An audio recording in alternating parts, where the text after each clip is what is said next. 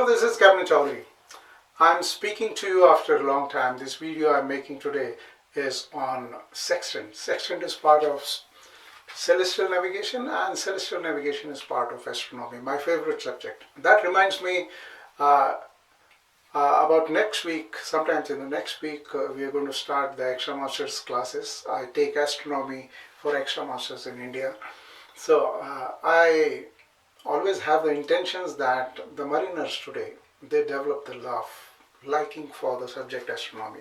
Believe me, if you like it, you'll start liking it so much, you'll fall in love with the subject. When I ask the students, is sextant mandatory? They are very happy to tell me that, sir, chapter 5, safety of navigation, does not talk about sextant. They're very happy about it. I am quite unhappy about this.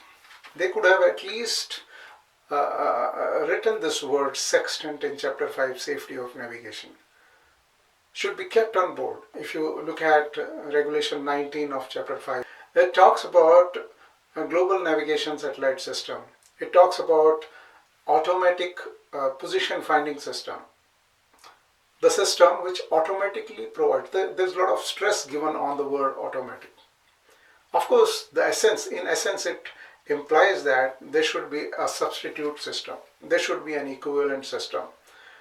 Well, redundancy is the key word. It does imply that there should be a substitute system. There should be a system which will give equivalent positions. But it does not talk about any non-automatic system which provides you the position or the compass errors. Well, I'm very happy that some countries or organizations, they do talk about the importance of sextant. Like, for example, I was reading this New Zealand rules, which say that if the ship has to go to unlimited area of navigation, that means open sea, they should have at least a sextant and a chronometer and binoculars. MS rules in India, that is MS Navigation Rules 1997, they talk about requirement of sextant and chronometer on an Indian ship. The ship that is of 150 gross and above. Now there is this IMO Assembly Resolution 539 of November 1983. It talks about the requirement for a skipper of a fishing vessel that he should be able to do the celestial navigation and terrestrial navigation and put the position on the chart. So I'm very happy about it. I'm glad about it. Now there is a full stop that is put to all these speculations, discussions, etc. in respect of sextant when we talk about STCW. STCW table 2/1, it talks about the requirement that a navigating officer should be able to do the celestial navigation and terrestrial navigation. He should be able to put the position on the chart using celestial navigation. Now how do you place the ship's position on a chart doing celestial navigation if there is no sextant? So I'm wondering why specifically sextant is not stated in chapter 5, safety of navigation. So let it be understood, let it be known to everybody that sextant, we cannot do away with sextant. Sextant is the only instrument which is useful in celestial as well as terrestrial areas. Now talking about the terrestrial navigation. Let us say you have two lighthouses and you know the distance between them and you have an ordinary chart. Now suppose the distance between them is 10 miles, right? And you take the horizontal angle between the two lighthouses. Suppose it is theta.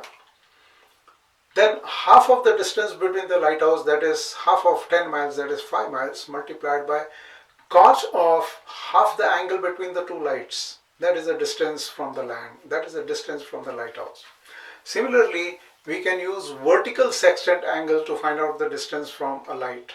All you have to do is take the vertical sextant altitude, correct it, and you get the distance by an ordinary tangent formula, right? Okay, now if you have taken vertical sextant angle and you have also taken the bearing, that means you have got position. Also, using the sextant, using the vertical sextant angles, we can have the danger angles, vertical danger angles, so that we know that if we have to pass a danger so many miles off, what should be the vertical sextant angle of a light, of a spire or something which is much taller than the danger. Okay, so that is about terrestrial navigation. We also can take horizontal sextant angles. That means we take the horizontal angle between a set of lights, like two lights and another two lights, and we get two position circles to give you position. Coming back to celestial navigation, we all know that if we have almanac and if we have sextant and chronometer or accurate timekeeping, we can find out the position by celestial means. But I'm talking about a situation where you don't have even almanac on board. Talking about a situation where we don't have current almanac. We know that sun's declination approximately remains same. It maintains the same value on the different dates. For example, on 21st March, the declination is about 0, and 21st June, declination is about 23.5 degrees north. So this way, even if you have an old almanac, you can look at the declination of the sun there and assume that that's the declination today in this year also. Now, if we know the declination and if we take the altitude of sun at meridian passes, the minimum that you have with these two information, just these two information, is the latitude of the ship. That is 50% of the position. So that is the beauty of sextant. It is an instrument you cannot do away with.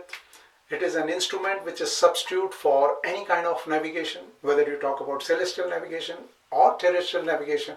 And the best part is you don't use any electricity there. You don't use any waves or information that is under the control of a human being.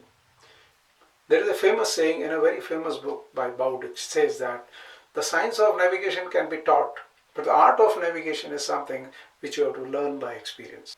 If you want to be called navigator, you should love sextant and make sure that you know where the sextant is kept on the ship.